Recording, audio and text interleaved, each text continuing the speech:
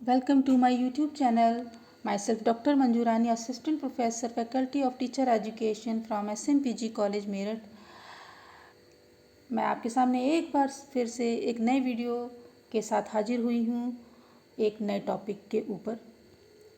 आज का टॉपिक है स्टैनफोर्ड बिने इंटेलिजेंस टेस्ट। विभिन्न प्रकार के बुद्धि परीक्षणों में आज मैं स्टैनफोर्ड बिने इंटेलिजेंस टेस्ट आपके विषय में आपके सामने लेकर के आई हूँ, जो हम बहुत ही शॉर्ट में डिस्कस करेंगे। स्टैनफोर्ड इंटेलिजेंस टेस्ट को जो है स्टैनफोर्ड बिने इंटेलिजेंस टेस्ट कहा जाता है, जिसे 1960 में बिने ने या स्टैनफोर्ड बिने ने फाउंड किया था, डेवलप किया था।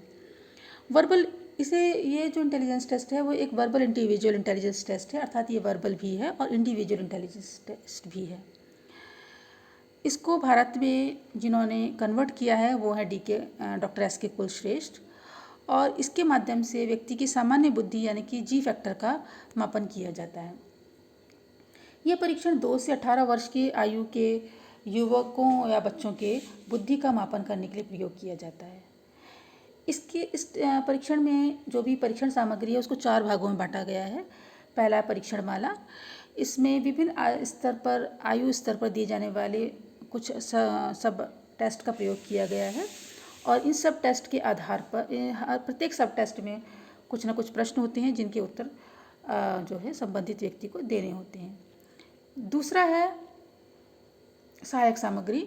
इसमें भी 2 प्रकार की वस्तु, इसको 2 प्रकार के इसमें बांटा गया है। पहला एक अमूर्त वस्तुएं और दूसरा है कार्ड गड्डियाँ। मूर्त वस्तुओं में खिलौने, कुत्ते, बिल्ली, प्याला, लकड़ी के विभिन्न प्रकार के गुट के प्रयोग किए जाते हैं, जिनका प्रयोग 2 वर्ष की आयु के बच्चों से लेकर 6 वर्ष की आयु के बच्चों तक किया जाता है। कार्ड की गड्डियाँ 2 प्रकार की हैं, एक छोटी और एक बड़ी। छोटे कार्ड की गड्डियों में विभिन्न वस्तुएं जैसे कि हवाई जहाज, कोट, छाता आदि और विभिन्न प्रकार के जीवों के 36 चित्र और कुछ की कटिंग्स हैं। इनका प्रयोग 2 से 5 वर्ष के बच्चों के लिए किया जाता है।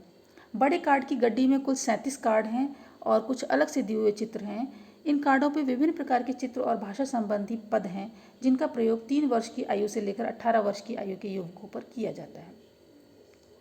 यानी कि प्रत्येक आयु वर्ग के लिए एक अलग अलग प्रकार के कार्ड और वस्तुओं का प्रयोग किया जाता है। तीसरी वस्तु है रिकॉर्ड पुस्तिका। इसमें व्यक्ति के दिए गए रिस्पॉन्सेज या अनुक्रियाओं को या उत्तरों को रिकॉर्ड किया जाता है। मानक, यानी कि नॉर्म्स, इसमें परीक्षण के संबंधी मानक जो हैं 2 से 18 वर्ष के लिए अलग अलग रूप में दिए गए हैं।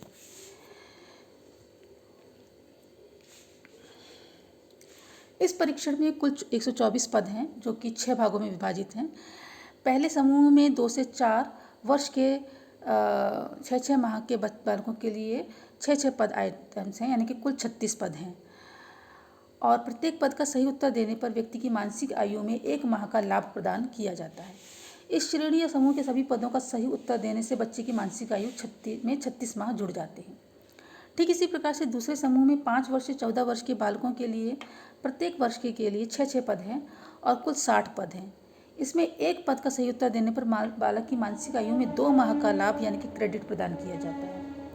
तीसरे समूह में 15 वर्ष के किशोरों के लिए कुल 8 पद हैं, जिसमें 1 पद का सही उत्तर देने पर किशोर की मानसिक आयु में 2 वर्ष का लाभ यानी कि 2 माह का लाभ या क्रेडिट दिया जाता है। चौथे समूह में 16 वर्ष यानी सुपर एडल्ट या सुपीरियर एडल्ट फर्स्ट स्टेज के किशोरों के लिए कुल 6 पद हैं। इनमें 1 पद का सही उत्तर देने पर किशोरों की मानसिक आयु में 4 माह का समय का लाभ दिया जाता है।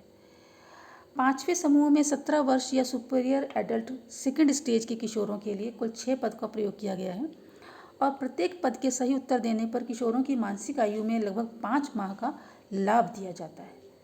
छठे समूह में 18 वर्ष यानी सुपीरियर एडल्ट एज 3 के किशोरों के लिए कुल 6 पद हैं, जिसमें प्रत्येक पद का सही उत्तर देने पर किशोर की मानसिक आयु में 6 माह का लाभ दिया जाता है।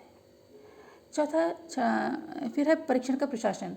इसका प्रशासन जो है इंडिविजुअल के रूप में किया जाता है, इसलिए ज़रूरी है कि जिस व्यक्ति का परीक्षण किया जाना है उसके साथ रैपोर्ट स्थापित किया जाए और सामान्य बातचीत करके परीक्षण अप्लाई किया जाता है।